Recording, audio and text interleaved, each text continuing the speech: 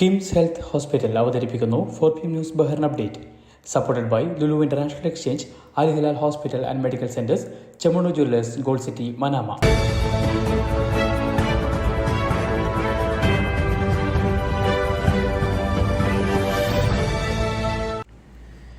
നമസ്കാരം. ഇന്ന് 2025 ഏപ്രിൽ 13 ഞായറാഴ്ച 4PM ന്യൂസ് ബഹ്റിൻ അപ്ഡേറ്റിലേക്ക് സ്വാഗതം.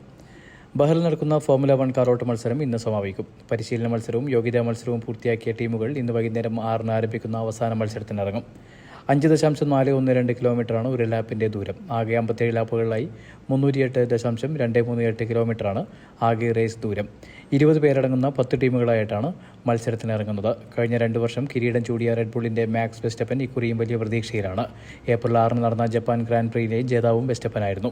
അതേസമയം കഴിഞ്ഞ ദിവസങ്ങളിൽ നടന്ന പരിശീലന മത്സരങ്ങളിൽ പൂർണ്ണാധിപത്യം സ്ഥാപിച്ച മക്ലാരൻ ടീമും പ്രതീക്ഷയിലൊട്ടും പിന്നിലല്ല.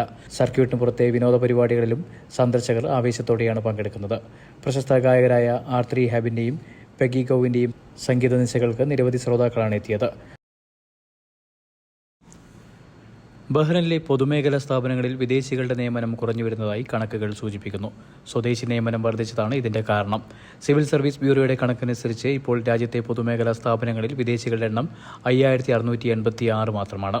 2019 അപേക്ഷിച്ച് 25% കുറവാണുള്ളത്.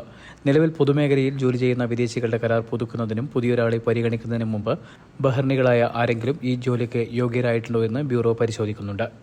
സിവിൽ സർവീസ് നിയമനങ്ങളുടെ പരിധിയിൽ വരുന്ന മന്ത്രാലയങ്ങളിലും പൊതുസ്ഥാപനങ്ങളിലുമായി 35,670 ബഹ്റിനികൾ സ്ഥിര ജോലിക്കാരായുണ്ടെന്ന് MP മഹമ്മൂദ് മർസ ഫർദാന്റെ ചോദ്യത്തിന് ഉത്തരമായി സിവിൽ സർവീസ് ബ്യൂറോ മറുപടി നൽകിയിരുന്നു.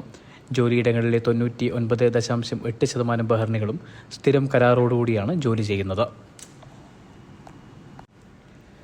ബഹ്റിനിലെ പത്തനംതിട്ട ജില്ലാ പ്രവാസി അസോസിയേഷൻ മെയ് 1 വ്യാഴാഴ്ച സുവർണം 2025 എന്ന പേരിൽ മെഗാ മ്യൂസിക് ഇവന്റ് സംഘടിപ്പിക്കുന്നു.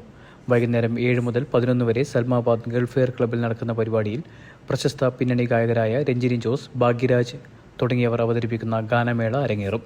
പ്രവേശനം സൗജന്യമാണ്. ഇതിൽ നിന്ന് ലഭിക്കുന്ന തുക ഉപയോഗിച്ച് ബഹ്റിനിൽ താമസിക്കുന്ന വീടില്ലാത്ത പത്തനംതിട്ട ജില്ലക്കാരനായ ഒരു പ്രവാസിക്ക് വീട് നിർമ്മിച്ചു നൽകുമെന്ന് വാർത്താസമ്മേളനത്തിൽ ഭാരവാഹികൾ അറിയിച്ചു.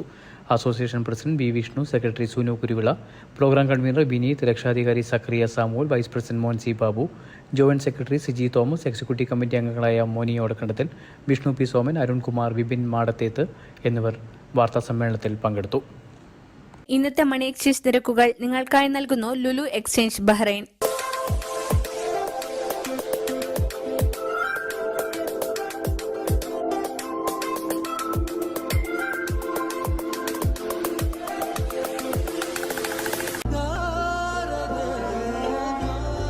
വിഷമിക്കണ്ട, എല്ലാം ശരിയാവും. ലുലു മണി, സ്നേഹപൂർവ്വം.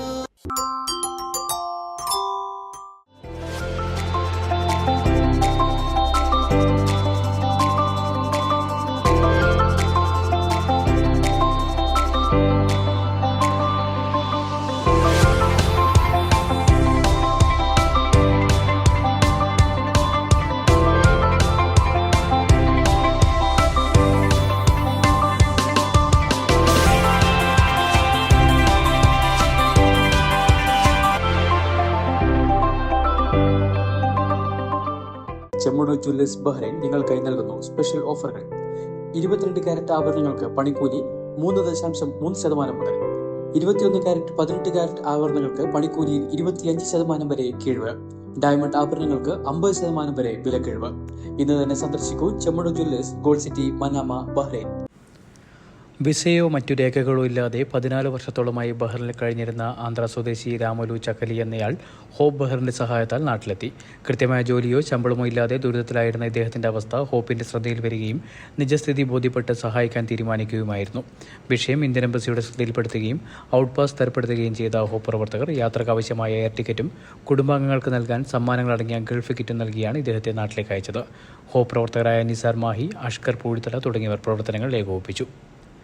ബഹ്റിനിലെ ഒരു ഹെൽത്ത് ക്ലബിന്റെ ലോക്കറിൽ നിന്നും 16,000 ദിനാർ വിലമതിക്കുന്ന വാച്ച് മോഷ്ടിച്ച 40-കാരനായ വിദേശിയെ പോലീസ് അറസ്റ്റ് ചെയ്തു.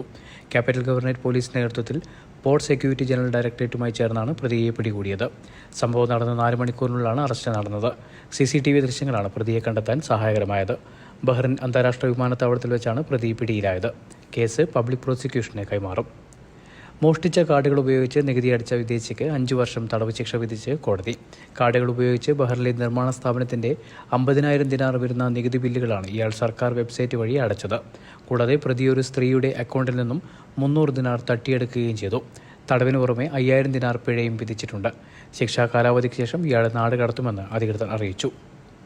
കുവൈത്തിൽ നിന്നും സന്ദർശന വിസയിലെത്തിയ കോഴിക്കോട് കാപ്പാട് സ്വദേശി തെക്കേക്കടവത്ത് ബഷീറിന്റെ മകൻ മുഹമ്മദ് ഫായിസ് ബഹ്റിനിൽ നിര്യാതനായി. 22 വയസ്സായിരുന്നു പ്രായം.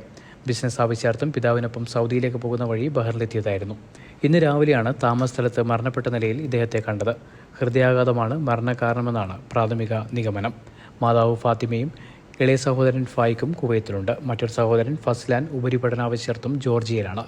മൃതദേഹം നാട്ടിലേക്ക് കൊണ്ടുപോകാനുള്ള നടപടികൾ സാമൂഹ്യ പ്രവർത്തകരുടെ നേതൃത്വത്തിൽ നടന്നുവരികയാണ്.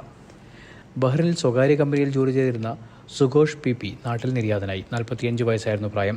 സുഖമില്ലാതെ കഴിഞ്ഞ മാസം ലീവിന് നാട്ടിൽ പോയതായിരുന്നു. നാട്ടിൽ ചികിത്സയിലിരിക്കുകയായിരുന്നു മരണം സംഭവിച്ചത്. പത്തനംതിട്ട അടൂർ തട്ടയിൽ പാല നിൽക്കുന്നതിൽ പാപ്പച്ചൻ്റെയും മേരിക്കുട്ടിയുടെയും മകനാണ് പരേതൻ. ഭാര്യ ജെൻസോ, ഒരു മകളുമുണ്ട്.